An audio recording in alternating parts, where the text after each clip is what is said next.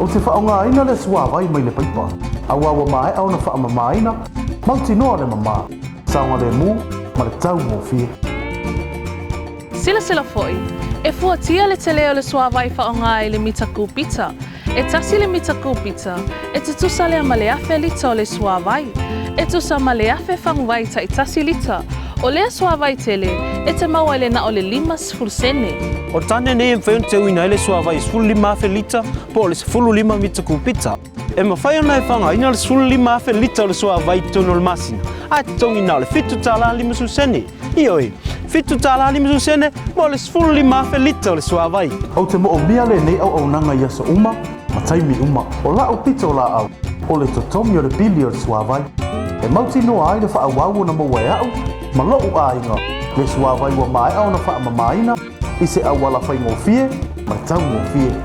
Tongi lau pili o le suawai, e awal whaapatuina se i au ene ele ngaftia o na tongi. Mo le atoanga o le pili no lau suawai, a se siane le matou penga te whailangi, pe whafso tai mailo matou ofisa. O le suawai, mo le ola.